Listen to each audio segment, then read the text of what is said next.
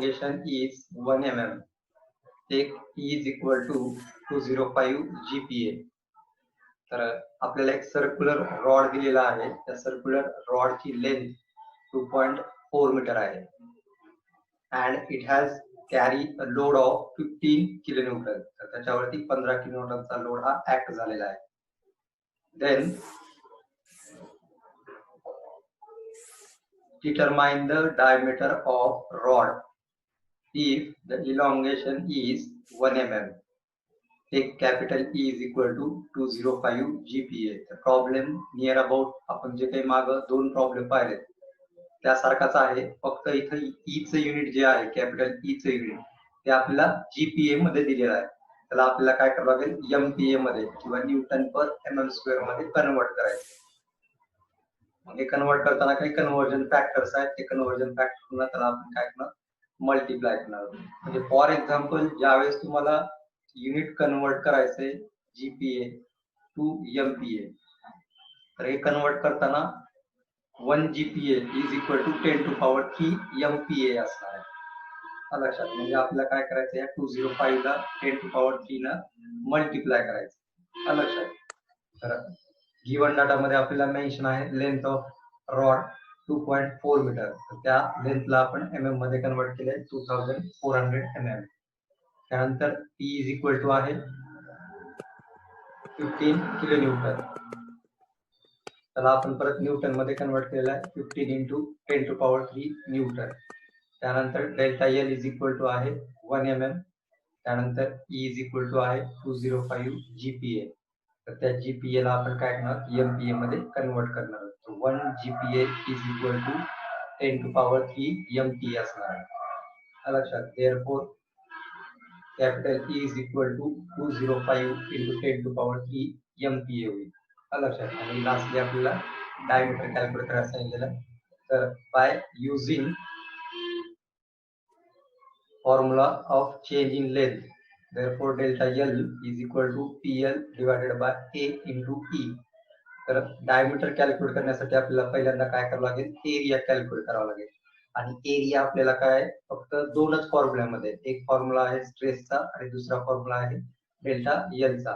पण आपल्याला इथे स्ट्रेस दिलेला नाहीये, त्याच्यामुळे आपण काय करायला डेल्टा L चा फॉर्म्युला जो आहे तो युटिलाइज करत आहोत. Delta L is equal to PL by A. तर आपल्याला A कॅल्क्युलेट करायचं म्हणून आपण A ला काय केलेलं आहे लेफ्ट साइडला घेतलेला आहे. तर A इज इक्वल टू होईल PL divided by delta L into E. ह्याच्यामध्ये आपल्याला लोडची व्हॅल्यू माहिती आहे, लेंथची व्हॅल्यू माहिती आहे, डेल्टा L ची व्हॅल्यू माहिती आहे आणि E ची व्हॅल्यू माहिती आहे. या सगळ्या व्हॅल्यूज पुटअप करून आपण काय करणार एरिया जो काय आहे तो कॅल्क्युलेट करणार आहोत. तर E इज इक्वल टू काय आपला 15 into 10 to power 3 15 into 10 to power 3. L ची व्हॅल्यू आहे 2400 आणि डेल्टा L 1 mm दिलेला आहे इलॉंगेशन आणि कॅपिटल E ची व्हॅल्यू आहे 205 into 10 to power 3. त्याच्यावरनं आपल्याला कॅल्क्युलेटर वरनं एरिया भेटेल 175.609 mm².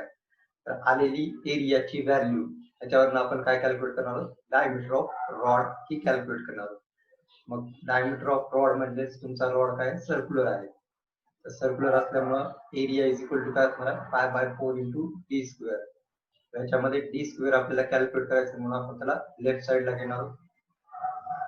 therefore d² is equal to area into 4/5 आणि एरियाची व्हॅल्यू आपण कॅल्क्युलेट केलेली आहे 175.609 इंटू 4 डिवायडेड बाय पाय. त्याच्यावरनं आपल्याला d² आणि d या दोन्ही व्हॅल्यूज काय होणार भेटणार. जी काही व्हॅल्यू आलेली आहे d ची 14.95 त्याला आपण पुढच्या साईडला राऊंड अप करणार आहोत. जवळातला जवळ जे काही डिजिट असेल पुढचा त्याच्यामध्ये त्याला आपण काय करणार राऊंड अप करायचं.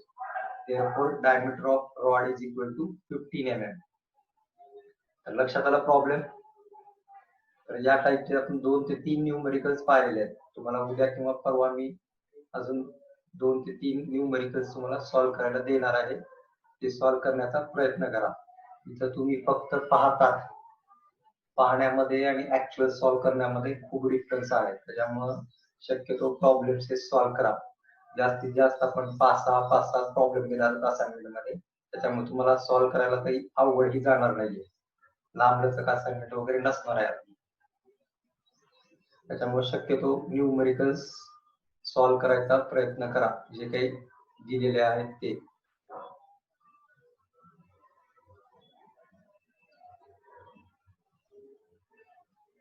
ऐकू येते? हॅलो. तर नेक्स्ट प्रॉब्लेम मध्ये आपण दुसरी व्हॅल्यू एखादी फाइंड आउट करणार. आपण जवळपास डी किंवा डायमीटर कॅल्क्युलेट करण्याचे 2 ते 3 प्रॉब्लेम पाहिले. नेक्स्ट प्रॉब्लेम मध्ये आपल्याला असं येऊ शकेल की लेंथ कॅल्क्युलेट करा किंवा लोड कॅल्क्युलेट करा. त्याही टाईपचा एक प्रॉब्लेम आपण इथं कंटिन्यू करणार आहोत. Problem number 10. A bar of cross section area 200 square mm or 200 mm square is axially pulled by a force of P kilonewton. If the maximum stress in the bar is 30 MPa, determine P if elongation in the bar 1.2 mm and length of bar is 3 meter, and also calculate capital E or Young's modulus. तर आपल्या problem मध्ये given data मध्ये first दिलेला आहे a bar of cross section area 200 mm square. तर बारचा जो काही क्रॉस सेक्शन एरिया आहे म्हणजे डायरेक्टली आपल्याला काय दिलेलं आहे तर कॅपिटल ए ची व्हॅल्यू दिलेली आहे. तर capital A is equal to काय असणार आहे 200 mm स्क्वेअर. त्यानंतर full by force of P kilonewton म्हणजे आपल्याला लोडची व्हॅल्यू काय करायची किंवा फोर्सची व्हॅल्यू इथे काय करायची आपल्याला कॅल्क्युलेट करायची. If the maximum stress in the bar is 30 MPa म्हणजे स्ट्रेसची व्हॅल्यू किती दिलेली आहे 30 MPa म्हणजे 30 न्यूटन पर mm स्क्वेअर. आणि त्यानंतर elongation in the bar 1.2 mm and length of bar 3 metre. Given data तुमचा असेल length is equal to 3 metre, त्याला आपण कन्वर्ट केलंय mm मध्ये म्हणजे 3000 mm. P हा कॅल्क्युलेट करायचा आहे. Delta L is equal to 1.2 mm. Sigma स्ट्रेसची व्हॅल्यू दिलेली आहे 30 MPa. Capital A cross section area दिलेला आहे 200 mm स्क्वेअर किंवा स्क्वेअर mm. तर आपल्याला फाइंड आउट करायचंय लोड अँड यंग्स मॉड्युलस. लक्षात लोड P आणि यंग्स मॉड्युलस E आपल्याला कॅल्क्युलेट करायचा आहे. तर ऍज युजल आपल्याला माहिती आहे stress is equal to P divided by A, load divided by area. तर ह्याच्यामध्ये आपल्याला स्ट्रेस पण माहिती आहे आणि एरिया पण माहिती आहे. दोन्ही व्हॅल्यूज आपण पुटअप केल्यानंतर आपल्याला इझिली काय भेटणार आहे लोडची व्हॅल्यू भेटेल. लक्षात लोड इज इक्वल टू काय तुमचा 6000 न्यूटन. प्रॉब्लेम मध्ये आपल्याला लोड हा किलो न्यूटन मध्ये दिलेला आहे, त्याच्यामुळे आपण त्याला काय केलेलं आहे किलो न्यूटन मध्ये कन्वर्ट केलेलं आहे. म्हणजे बाय मल्टिप्लाइंग 10 to power -3 और बाय डिवाइडिंग 1000. जर न्यूटनचं किलो न्यूटन करायचं असेल तर तुम्हाला डिवाइड बाय 1000 करायचंय आणि किलो न्यूटनचं न्यूटन करायचं असेल तर मल्टिप्लाय बाय 1000 करायचंय. हे युनिट कन्वर्जन थोडस लक्षात ठेवा. तर आपला लोड किती आलेला 6 किलो न्यूटन. तर हा झाला लोड. त्यानंतर आपल्याला कॅल्क्युलेट करायचा आहे यंग्स मॉड्युलस कॅपिटल ई. तर कॅपिटल ई साठी आपल्याला परत चेंज इन लेंथ हा जो काही फॉर्म्युला आहे या फॉर्म्युलाचा वापर करून आपल्याला काय करता येईल कॅपिटल ई जी काही व्हॅल्यू आहे ती कॅल्क्युलेट करता येईल. Delta L is equal to PL by A E. तर ई कॅल्क्युलेट करायचं आहे म्हणून आपण ई ला काय करणार आहोत लेफ्ट साइडला घेणार. तर तुमचं इक्वेशन होईल PL divided by delta L into A. त्या सगळ्या व्हॅल्यूज जर आपण पुटअप केल्या तर पी आपण काय केलेला आहे पहिल्या स्टेप मध्ये आपण लोड हा कॅल्क्युलेट केलेला आहे. तर जो काही लोड आलेला आहे त्या लोडची व्हॅल्यू आपण काय करणार पुटअप करणार आहोत 6000 किंवा 6 × 10⁻3. लेंथ जी काय आहे ओरिजिनल लेंथ ही आपल्याला प्रॉब्लेम मध्ये दिलेली आहे 3000 mm. ती पुटअप केलेली आहे. त्यानंतर delta L elongation in the rod हे दिलेलं आहे आपल्याला 1.2 mm आणि क्रॉस सेक्शन एरिया दिलेला आहे 200. त्याच्यावर तुम्हाला कॅपिटल ई भेटणार आहे 75 × 10⁻3 न्यूटन पर mm स्क्वेअर. तर ते एरिया नाहीये कॅपिटल ईच आहे. Young's modulus is equal to 75 × 10⁻3 newton per mm square. इथपर्यंत तुमचे न्यूमरिकल टाईप 2. न्यूमरिकल टाईप 1 मध्ये आपण काय काय पाहिलेलं होतं, तर determination of stress, strain and elongation in the बार और मेंबर. न्यूमरिकल टाईप 2 मध्ये आपण काय काय पाहिलेलं होतं, शक्यतो डायमीटर ऑफ रॉड किंवा थिकनेस ऑफ रॉड हे कॅल्क्युलेट करायचंय. त्यासाठी पहिल्यांदा आपण बाय युझिंग डेल्टा एल त्याच्यावरून आपण एरिया कॅल्क्युलेट करणार आहोत आणि त्याच्यावरून आपण डायमीटर किंवा थिकनेस ही कॅल्क्युलेट करणार आहोत. त्यानंतर डिटर्मिनेशन मध्ये दुसऱ्या टाईपचा प्रॉब्लेम असाही येऊ शकेल की तुम्हाला लोड कॅल्क्युलेट करायला. लोड जर कॅल्क्युलेट करायचं असेल तर तुम्हाला दोन फॉर्म्युले युटिलाइज करता येतात. एक आहे sigma, sigma is equal to किंवा stress is equal to load divided by area, किंवा दुसरा फॉर्म्युला आहे delta L is equal to P L by AE. लक्षात. तर ज्या ज्या फॉर्म्युल्यामध्ये पी किंवा लोड हा येऊ शकेल तो फॉर्म्युला तुम्ही काय करणार युटिलाइज करू शकता. तर ऍज पर गिव्हन डाटा कुठला फॉर्म्युला हा वापरायचा हे आपण काय करणार डिसाइड करणार. प्रत्येक वेळेस सिग्माचाच फॉर्म्युला युटिलाइज होईल असं नाहीये. जर तुम्हाला सिग्मा दिलेला नसेल तर पी कॅल्क्युलेट करण्यासाठी तुम्हाला काय करावं लागेल, डेल्टा एल चा वापर करावा लागेल. लक्षात आलंय प्रॉब्लेम्स हे दोन्ही आजचे.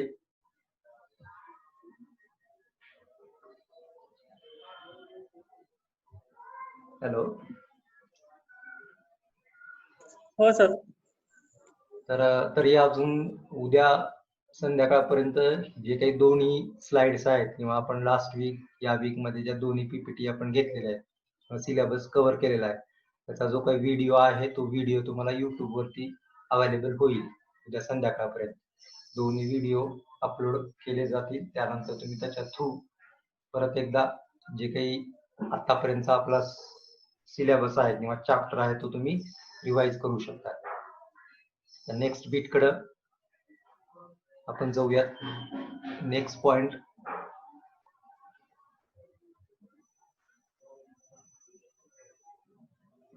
पीपीटी दिसते. हो सर. तर न्यूमरिकल्स मध्ये आपण दोन टाईपचे न्यूमरिकल्स एंड केलेले आहेत किंवा पाहिलेले आहेत. थर्ड टाईपचा न्यूमरिकल आपण याच्यामध्ये पाहणार आहोत. Numericals on axial force applied on different sections and calculate change in length.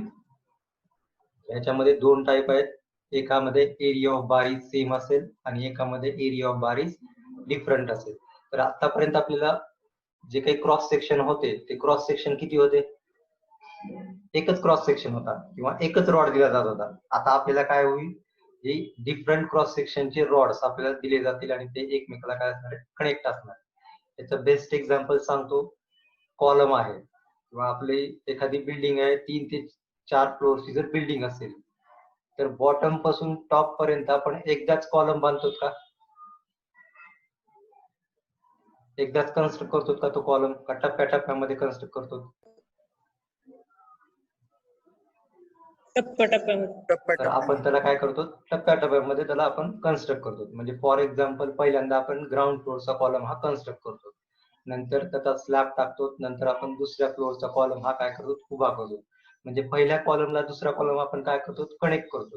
म्हणजे असे जर एक डिफरंट मेंबर्स एकमेकाला कनेक्ट असतील तर त्याची चेंज इन लेंथ ही कशी कॅल्क्युलेट करायची. आतापर्यंत आपल्याला काय होतं, एकच मेंबर आपल्याला दिला गेलेला होता आणि त्याची चेंज इन लेंथ आपण काय करायचो, तो कॅल्क्युलेट करतो. लक्षात आलं काय म्हणायचं ते. तर असे जे काही डिफरंट मेंबर्स आहेत किंवा डिफरंट कॉम्पोनंट्स आहेत हे जर एकमेकाला कनेक्ट केले तर ते कनेक्ट केल्यानंतर त्याच्यामध्ये कशा पद्धतीचे स्ट्रेसेस तयार होतील किंवा कशा पद्धतीचे इलॉंगेशन जनरेट होतील हे आपण काय करणार या टाईपच्या किंवा थर्ड टाईपच्या प्रॉब्लेम मध्ये आपण पाहणार आहोत. मग त्याच्या अगोदर आपल्याला एक प्रिन्सिपल पाहायचंय, त्याला आपण काय म्हणतो, प्रिन्सिपल ऑफ सुपरपोजिशन म्हणणार. हे प्रिन्सिपल जे आहे ते 2 मार्काला तुम्हाला मॅक्झिमम एक्झाम मध्ये आलेलं आहे. जर 2 मार्काला आलेलं असेल तर फक्त या स्लाइड वरती ज्या गोष्टी दिसणार आहेत म्हणजे त्याचं स्टेटमेंट आणि त्याचं एक मॅथमॅटिकल एक्सप्रेशन एवढंच तुम्हाला 2 मार्कासाठी लिहायचं. आणि जर 4 मार्कासाठी जर तुम्हाला हे प्रिन्सिपल आला तर तुम्हाला त्याच्यामध्ये थोडासा ऍडिशनल पार्ट जो काय आहे नेक्स्ट स्लाइड मध्ये दिसणार तो तुम्हाला काय करावं लागेल, तिथं द्यावा लागेल. तर प्रिन्सिपल ऑफ सुपरपोजिशन काय म्हणणार आहे, when number of forces are acting on a body then the resulting strain म्हणजे चला आपण चेंज इन लेंथ म्हणणार आहोत. the resulting strain will be the algebraic sum of all strain caused by individual forces. म्हणजे आतापर्यंत आपण forces हे काय होते, आपल्या ह्याच्यावरती एकच फोर्स हा अप्लाइड होत होता, पण इथून पुढे आपल्या मेंबर वरती काय होऊ शकतील, एक फोर्स असेल किंवा 2-3 फोर्सेस जे आहेत त्याच्यावरती ऍक्ट होऊ शकतील. म्हणजे प्रत्येक फोर्स मुळे त्याच्यामध्ये काय होणार आहे, चेंज इन इलॉंगेशन होणार आहे किंवा चेंज इन लेंथ होणार आहे. मग हे चेंज इन लेंथ काय असणार आहे, algebraic sum of all strains caused by individual force. म्हणजे एखाद्या मेंबर वरती जर 2 फोर्सेस ऍक्ट असतील तर चेंज इन लेंथ किती होतील, 2 फोर्सेस असतील तर प्रत्येक फोर्स मुळे एक एक चेंज इन लेंथ त्याच्यामध्ये होणार आहे. म्हणजे डेल्टा L1 आणि डेल्टा L2 दोन व्हॅल्यूज तिथे काय होणार आहेत, जनरेट होणार आहेत. जर फोर्सेस 3 असतील तर चेंज इन लेंथ किती जनरेट होतील,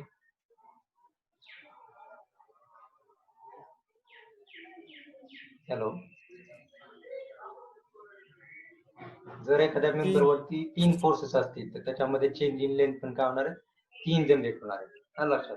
तर हे झालं आपलं प्रिन्सिपल ऑफ सुपरपोजिशन. म्हणजे जेवढे काही नंबर ऑफ फोर्सेस एखाद्या मेंबर वरती ऍक्ट असतील तर प्रत्येक फोर्स हा काय असणार आहे, कॉज असणार आहे किंवा प्रत्येक फोर्स त्या मेंबर मध्ये चेंज इन लेंथ हा जनरेट करणार आहे. म्हणून जेवढे काही नंबर ऑफ फोर्सेस असतील त्यामुळे काय होणार आहे, तेवढे number of change in length किंवा डेल्टा L त्याच्यामध्ये काय होणार आहे, जनरेट होणार आहे. मग आपण जर ह्याला मॅथमॅटिकली एक्सप्रेस करायचं म्हणलं तर काय येईल, delta L is equal to delta L1 plus delta L2 plus delta L3.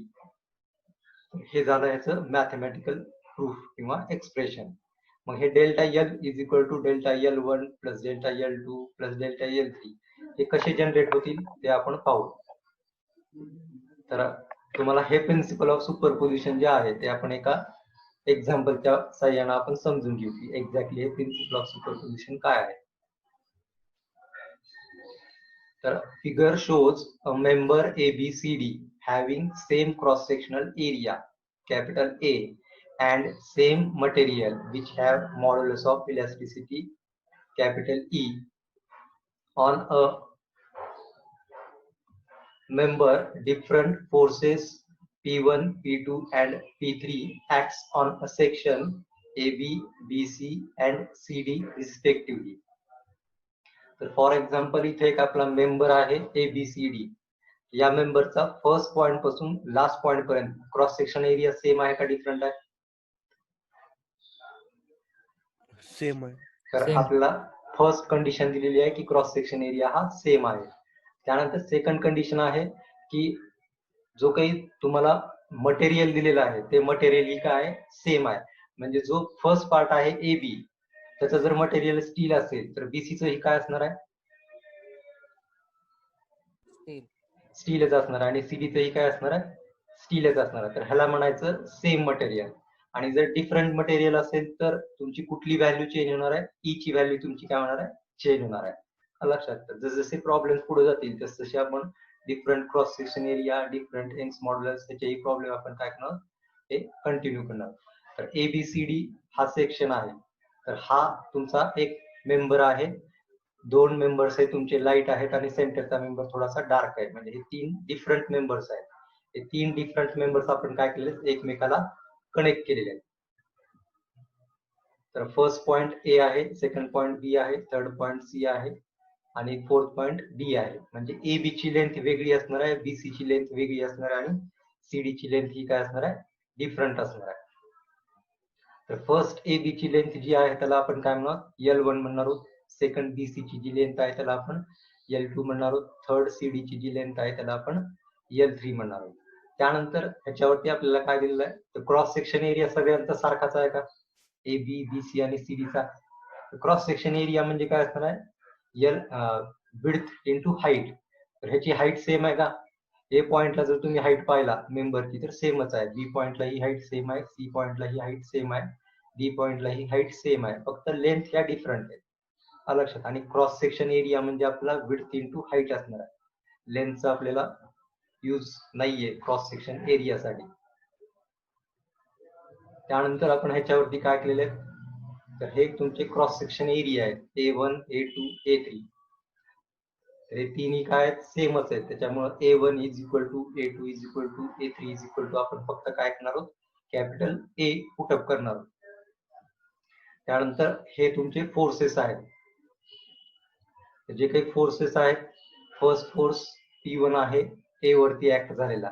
त्यानंतर सेकंड फोर्स P2 आहे बी या पॉइंट वरती ऍक्ट झालेला. त्यानंतर सी पॉइंटला P3 आहे आणि डी पॉइंटला परत P3 आहे. तर हे तीन फोर्सेस दिसत आहेत, P1, P2 आणि P3. हे तिन्ही फोर्सेस हे त्याच्या जॉईंट वरती ऍक्ट झालेले आहेत. मग हे फोर्सेस डेल्टा एल साठी कशी इफेक्टिव्ह असतील ते आपण काय करणार, कॅल्क्युलेट करणार. मग हे कॅल्क्युलेट करण्यासाठी आपल्याला काय करावं लागेल, ही जी काही फिगर दिलेली आहे या फिगरला आपल्याला काय करावं लागेल, फ्री बॉडी डायग्राम मध्ये कन्वर्ट करावं लागेल. तर फ्री बॉडी डायग्राम म्हणजे काय, तर हे जे तीन पार्ट्स आहेत ते तीन पार्ट काय आहेत, एकमेकाला कनेक्टेड आहेत. तर ह्याला आपण काय करणार, वेगवेगळं इंडिकेट करणार. तर फ्री बॉडी डायग्राम, तर ही फर्स्ट पार्ट आहे. हा फर्स्ट पार्ट म्हणजे तुमचा काय, ए बी पार्ट आहे. तर फर्स्ट पार्टच्या ए बी पार्टला लेफ्ट साइडला कुठला फोर्स होता, P1, P2 का P3? P1. लेफ्ट साइडला तुमचा P1. P1 फोर्स होता आणि त्याची लेंथ आहे L1 आणि त्याचा क्रॉस सेक्शन एरिया आपण A घेतलेला आहे. तर क्रॉस सेक्शन एरिया A का बरं घेतलेला आहे, तर क्रॉस सेक्शन एरिया आपल्याला सेम दिलेला आहे. तर therefore we assume A1 is equal to A2 is equal to A3 is equal to capital A. म्हणजे या A1, A2, A3 च्या जागी आपण काय करणार आहोत, ही व्हॅल्यू एकच व्हॅल्यू काय करणार आहोत, पुटअप करणार आहोत. आणि apply load is P1.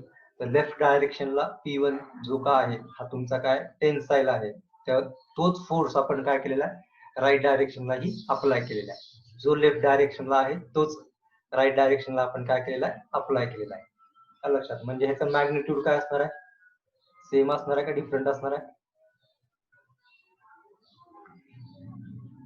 Magnitude म्हणजे व्हॅल्यू. P1 आणि दोन्ही P1 ची व्हॅल्यू सेम असेल का डिफरंट असेल? सेम. तर सेम असेल. जर ती व्हॅल्यू डिफरंट असती तर आपण काय केलं असतं, तिथं एका साईडला P1 लिहिलं असतं आणि एका साईडला P2 लिहिलं असतं. लक्षात, दोन्ही साईडला P1 लिहिलेलं आहे म्हणजे दोन्हीची व्हॅल्यू काय असणार आहे, सेमच असणार आहे. लक्षात येतं. तर ही झाली फर्स्ट सेक्शनची फ्री बॉडी डायग्राम. मग सेकंड सेक्शनच्या फ्री बॉडी डायग्राम तर आपण ड्रॉ केली. हा तुमचा पोर्शन आहे BC, ह्याची लेंथ असणार आहे L2, त्याचा क्रॉस सेक्शन एरिया असेल A आणि ह्याच्यावरती आता कुठला फोर्स अप्लाय असेल, तर ह्याच्यावरती P2. आपला नेक्स्ट फोर्स अप्लाय असेल P2. लक्षात, तर तो P2 ची व्हॅल्यू जी काही आपल्याला तिथं फर्स्ट फिगर मध्ये दिलेली आहे तीच आपण काय करणार, इथं रिफ्लेक्ट करणार. तर हा झाला तुमचा सेकंड सेक्शन. त्यानंतर थर्ड सेक्शन. थर्ड सेक्शन वरती परत तुमची लेंथ असणार आहे L3 आणि तुमचा एरिया असणार आहे कॅपिटल A आणि ह्याच्यावरती तुमचा लोड अप्लाय असणार आहे P3. तर ह्याच्यामध्ये इम्पॉर्टंट फक्त एवढंच आहे, पहिल्या सेक्शनची लेफ्ट साइडची व्हॅल्यू P1 ही जी आपल्याला न्यूमेरिकल मध्ये दिलेली आहे तीच ठेवायची आहे आणि लास्टचा जो काही डी पॉइंट आहे या डी पॉइंटला पण जी व्हॅल्यू आपल्याला न्यूमेरिकल मध्ये दिलेली आहे P3 ची तीच व्हॅल्यू आपण काय करणार, तिथं पुटअप करणार. प्रॉब्लेम से इझी आहे. हा जरी पार्ट तुम्हाला थोडासा डिफिकल्ट वाटत असेल तर ज्यावेळेस तुम्ही ऍक्च्युअल न्यूमेरिकल सोडवतात व्हॅल्यू आल्यामुळे सोपा जातोय. तिथे L1, L2, P1, P2 असल्यामुळे थोडस वेगळं वाटतंय. तर आता पहिला जो सेक्शन आहे या पहिल्या सेक्शन मुळे जे काही इलॉंगेशन असेल त्याला आपण काय म्हणणार, डेल्टा L1. दुसऱ्या सेक्शन मुळे जे इलॉंगेशन असेल त्याला आपण काय म्हणणार, डेल्टा L2 आणि तिसऱ्या सेक्शन मुळे जे काही इलॉंगेशन असेल त्या इलॉंगेशनला आपण काय म्हणणार, डेल्टा L3. या टोटल सगळ्यांचं समेशन केल्यानंतरच आपल्याला काय भेटणार आहे, आपला टोटल डेल्टा L भेटणार आहे. मग चेंज इन लेंथचा फॉर्म्युला काय होईल, मग according to principle of superposition delta L is equal to delta L1 plus delta L2 plus delta L3. जर चौथा मेंबर इथं ऍडिशनल असेल तर आपल्याला काय करावं लागेल, प्लस डेल्टा L4 तिथं काय करावं लागेल, ऍड करावं लागेल. जर दोनच मेंबर असतील तर आपल्याला काय करावं लागेल, delta L1 plus delta L2. मग डेल्टा L चा फॉर्म्युला काय आपला, पहिला फॉर्म्युला डेल्टा L चा PL by A. तर PL बाय ए हा तुमचा काय डेल्टा L चा फॉर्म्युला आहे. मग डेल्टा L1 चा फॉर्म्युला काय होणार आहे? P1 L1 divided by A1 E1 बरोबर आहे. डेल्टा L2 चा फॉर्म्युला काय होणार आहे? P2 L2 divided by A2 E2. Delta L3 चा फॉर्म्युला काय होईल? P3 L3 divided by A3 E3. तर हे फॉर्म्युले काय केलेत आपण अकॉर्डिंग टू डेल्टा L किंवा according to change in length. पहिला चेंज इन लेंथ पहिल्या फोर्स मुळे होणार आहे, दुसरा चेंज इन लेंथ दुसऱ्या फोर्स मुळे होणार आहे, आणि तिसरा चेंज इन लेंथ तिसऱ्या फोर्स मुळे होणार आहे. But the material having same cross section area and same modulus elasticity, therefore A is equal to काय असेल? A1 is equal to A2 is equal to A3 आणि E is equal to काय असेल? E1 is equal to E2 is equal to E3. मग ह्या ज्या value आहेत या व्हॅल्यू आपण काय करणार? वरच्या इक्वेशन मध्ये आपण पुटअप करणार आहोत. त्या पुटअप केल्यानंतर मग आपलं इक्वेशन काय तयार होईल? P1 L1 divided by A plus P2 L2 divided by A plus P3 L3 divided by A. Common काय निघेल का ह्याच्यातून त्या इक्वेशन मधनं?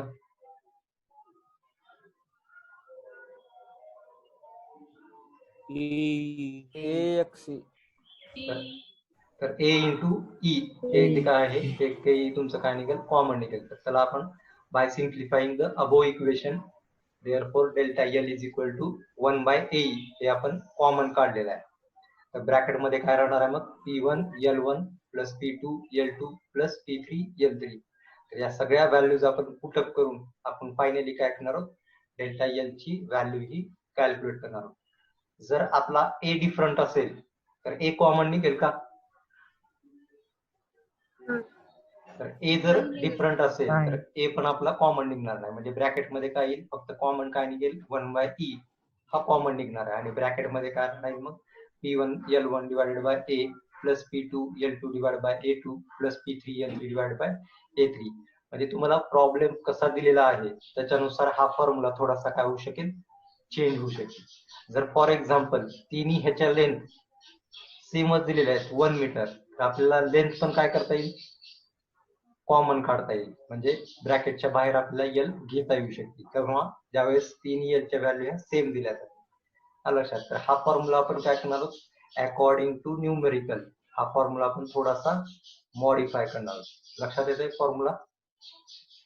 तर उद्याच्या किंवा नेक्स्ट लेक्चर मध्ये थोडासा हा जो ही जी काही स्लाइड आहे थोडीशी स्लाइड आपण परत रिपीट करू जेणेकरून तुम्हाला ते इझी जाईल आणि त्यानंतर मग आपण एखादा न्यूमेरिकल स्टार्ट करू.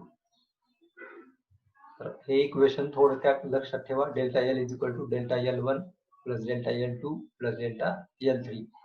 त्या ठिकाणी आपण त्या व्हॅल्यूज पुटअप केल्यानंतर आपल्याला